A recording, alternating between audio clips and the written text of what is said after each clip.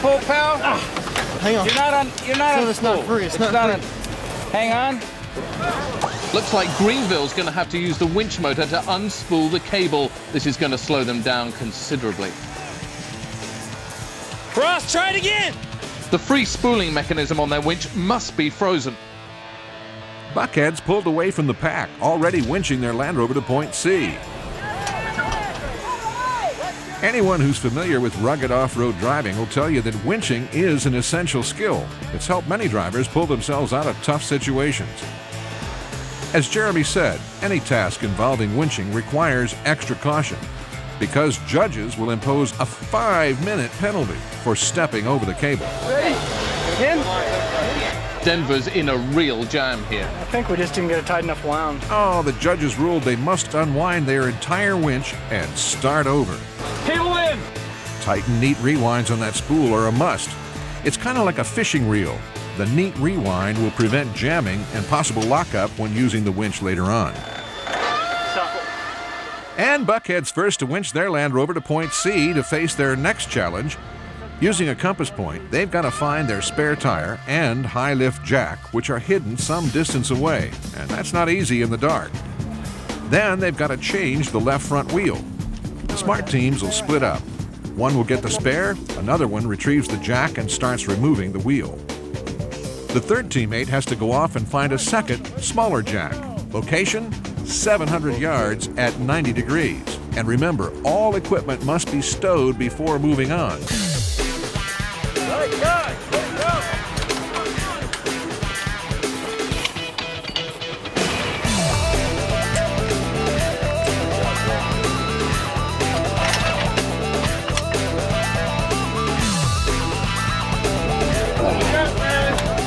Wait for him, Jack. Let's go, Bill! Now, this is a situation where you really need faith in your teammate. I hate waiting. Waiting is the worst part. Let's go, Team 3! Hey, that's not Team 3, it's Dale Hampton of Buckhead. These guys had to run nearly half a mile looking for that missing bottle jack. After finding the needle in the haystack, it was another half-mile run back to the Land Rovers. This is Kevin Bisworm, Land Rover Paramus. Go, way to go! Way to go! Remember, all equipment must be properly stowed, including the bottle jack, which belongs in the engine compartment. Portland takes off the bottle jack cover, waiting for their third man. But Buckhead's already replaced the bottle jack. They're out in front. Rockville's way behind. They haven't even finished changing their tire. And Buckhead takes off to point E, where they'll have to get out and push their Land Rover to the finish. And Portland's second out. But wait, the judges are talking. They must have spotted something. Take the tire off, you get the wrong tire. Get this thing back. Whoa, I don't believe it. Portland retrieved the wrong tyre on their field hunt. They've got to go back and find the right tyre. That's a bad break. Buckhead is living up to their reputation and digging in.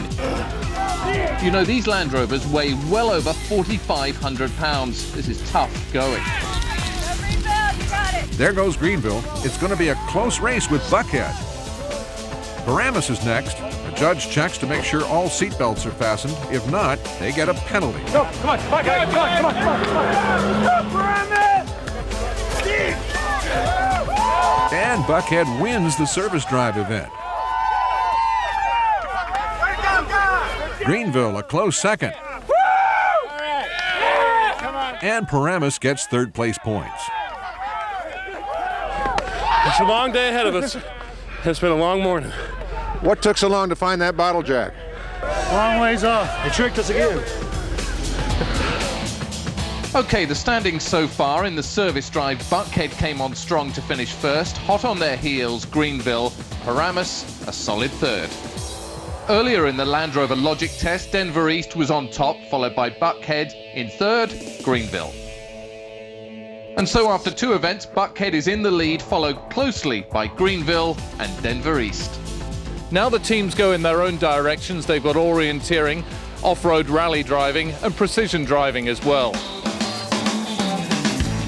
In order for teams to compete today, they had to win a TReK trials competition against teams from their regions. They battled it out last week right here on the same events. And you know, Bill, watching all this action has me wondering, where did the ideas for the TReK events come from? You might be surprised to learn, Jeremy, that off-road driving competition has been around for more than 50 years. For Land Rover, it began after World War II, when four-wheel drive vehicles were first manufactured for civilian use. The early competitions had tasks that focused on vehicle uses of the times, like maneuvering with a trailer. This tested familiar skills for many drivers who own trailers for camping or caravanning, as they say in England. Another contest challenged the driver's ability to judge the width of their vehicle.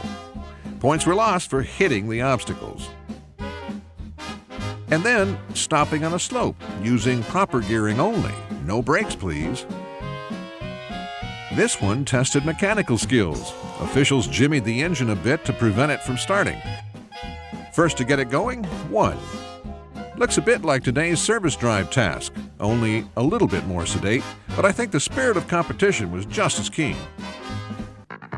By the 70s, Land Rover clubs were well established all over the United Kingdom, and rally competitions became very popular. The English trials course, set on a muddy field, had narrow gates which required good width judgment, and the slippery terrain called for just the right selection of gears. Hill climbs were always a good challenge. The idea was to find a hill that was almost unclimbable, but of course possible when driven properly. The difficulty and scope of adventure competitions took a huge leap in the 80s with the debut of Camel Trophy. Using Land Rover vehicles, an international array of teams tackled the toughest roads in the world. It took a lot more than just good driving skills to make it to the end of this 1,000-mile journey, sometimes lasting up to 3 weeks. Along the way, competitions called special tasks provided even more challenges. The tasks were designed to simulate potential problems along the Camel Trophy route. It was a constant test of ingenuity and stamina. And if 1,000 miles of primitive roads weren't tough enough, officials devised obstacle courses. Once this makeshift bridge was constructed, the responsibility to get that vehicle across rested not only with the driver, but even more importantly, with a spotter. By the mid-90s, an evolution occurred in Camel Trophy competitions. The special tasks suddenly involved types of events that today's adventure fanatics really go for.